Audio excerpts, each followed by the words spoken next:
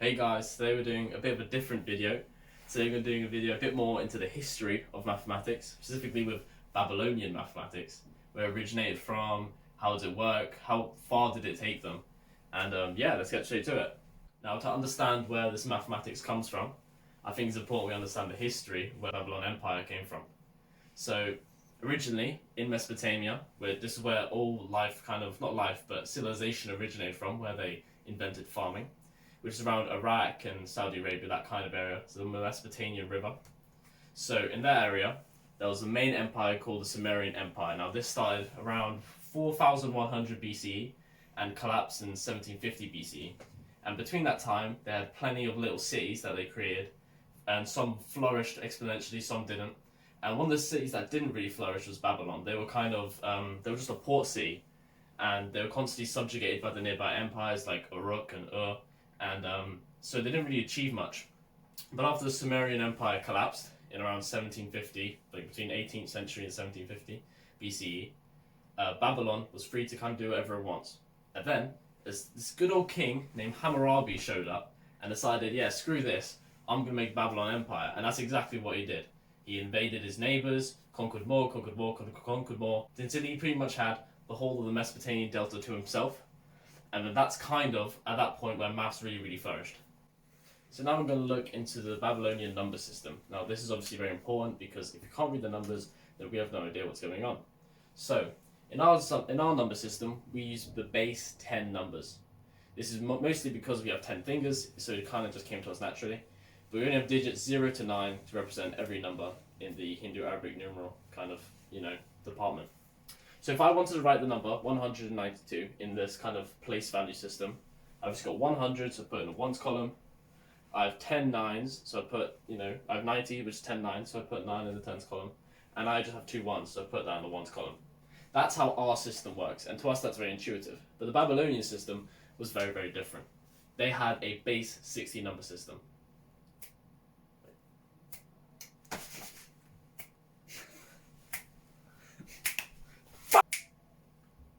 It works. Of course now it works. So this here is the Babylonian number system. Now, as you can see, the biggest difference here, instead of going up in tens, we go up in 60s. So how does this really work? Because, we don't have 60 individual digits. Well, the Sumerians had their own digits, which we'll cover in a sec, but I'm just going to show you how it works. So, if I wanted to write the number, let's say 75, right? So in 75, how many 60s do we have? We have 1 60 and a remainder 15. So we put 1 in the 60s column. And now we have what? Remaining 15? And 15 itself would have been an individual digit in the Babylonian system. So it's not, we don't put the 1 here, and the 5 here, we just put 1, 5 here. So this is a Babylonian method of just writing 75, which looks really strange. It looks like 115, but that's how they did it. Except the biggest difference is they had their own symbols. So now we're going to look into the actual digits that comprise Babylonian numbers. So as we said, they use a base 60 system, also known as a sexagesimal system, which means that they had 59 unique characters. Not 60, but 59. The reason they didn't have 60 is because they didn't actually have 0 until way later on. And this video is going to cover probably more non-modern Babylonian mathematics. There is a separate section where it's like Neo-Babylonian mathematics, but that is it's pretty much the same except a couple of things. So for a long time, they didn't have a 0, which obviously caused some confusion that we'll go into later. But these two radicals comprised all the digits from 59, from 1 to 59. And as you can see, well, you might be saying, oh, well, do you just use these digits individually? No, you combine them to form a single character. So it's like I said before, it's like using 1 and 7 to represent one number instead of 2 placeholder values. Okay, so let's say I wanted to write the number 34. If I just wrote these out, if I wanted to write the number 34, remembering those symbols, well, we need to split down the number into its 4 parts, right? So we have 30 and we have 4. So we need to represent how to put 30, how to represent 30, and how to represent 4, and combine them all into one number. So in Babylonian, the 10 symbol, what you do is you just combine it. Same with the ones. With all symbols, you just combine the symbols to form a value. So I'd put 3 10 symbols here, because, was it 3 times 10 equals 30? And then I would put 4 1 symbols.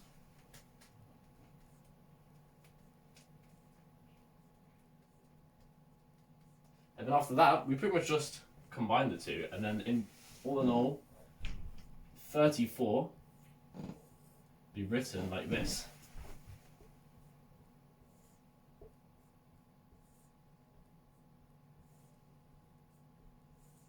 And that's how you write 34. And as you can see, it took a very long time. And the thing is, you don't actually write these symbols. The reason why they look so strange is because they use a method of writing called cuneiform, which essentially they use a little stylus and get some clay and imprint it in the clay, and it pretty much had like a triangular shape.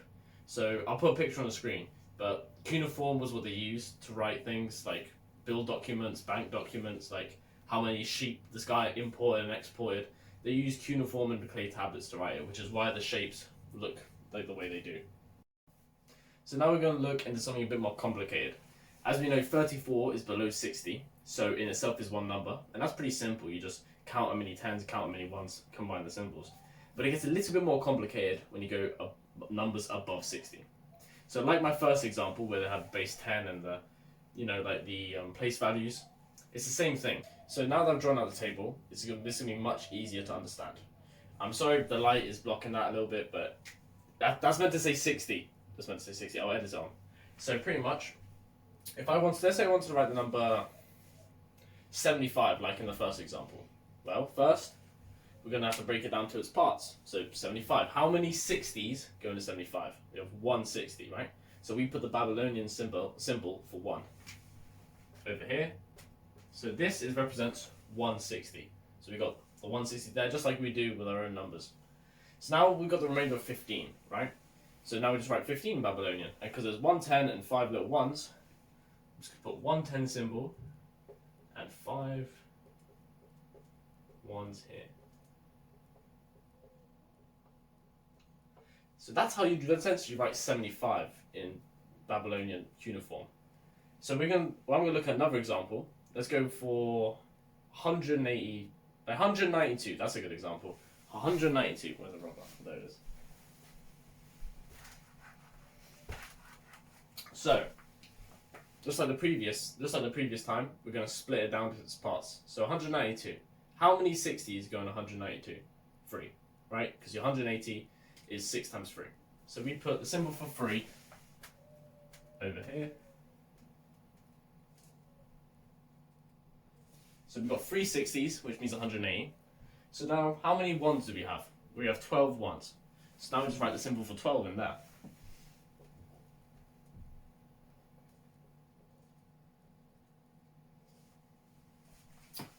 And that's how you write 192. So now we're going to look at the number 60. And that seems pretty dumb. Why look at the number 60? It's pretty common sense. We just put the 1 there. But I want to show you a key problem with Babylonian mathematics that I said a little bit about earlier. So well, in 60, how many 60s? You got 1. So we put 160 there, we have 0 remainders. And you just say, well, put the number 0. There is no number 0. So the number for 60 is also the same number for 1. So if I was to write some script, and I say, oh, okay, I have 60 sheep, I'd put this symbol by itself without any of this box stuff, because they didn't have that.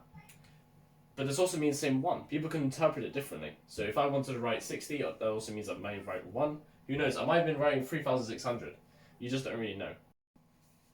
So now we're going to look a bit into what Babylonians really did with their maths. And one of the things they did was using tables. They loved using tables because there's a lot of things they didn't understand and a lot of numbers that they were too complicated to use their formulas for all the time. So they just kind of like made tables for them. Examples of these would be square numbers. Like I'll show you square and cubic number.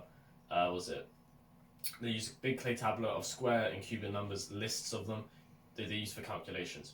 Things like multiplication, which we get into later.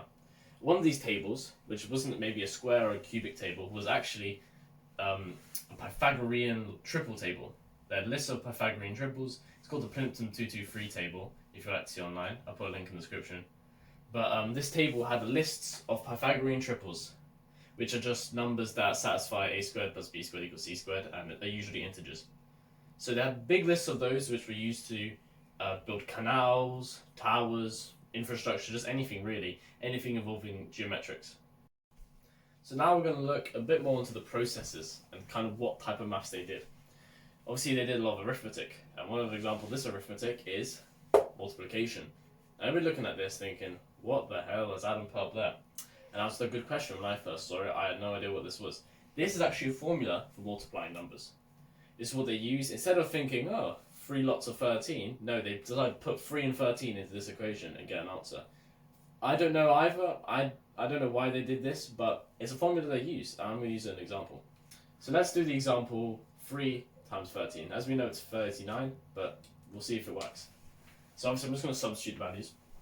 So 3 and 13. So I've substituted the values, now I'm just going to solve it. I'm just using a calculator because it's easier. We have to prove it like step by step.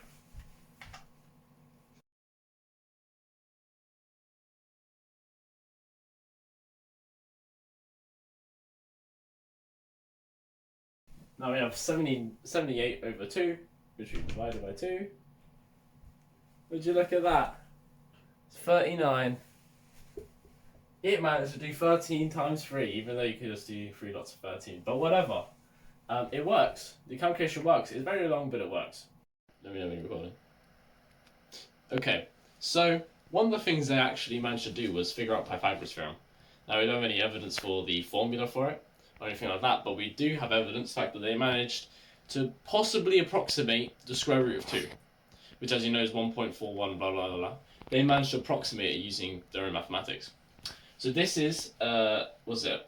It's an example of one of the artifacts they found. This is just a drawing of it. I'll put a picture on screen. It's called YBC, which stands for Yale Babylonian Collection 7289. Or 7289. So YBC 7289. This is the artifact they used to approximate square root 2. It was written on something called a hand tablet, which is essentially a piece of scrap paper nowadays terms. So in short, this was a student's homework.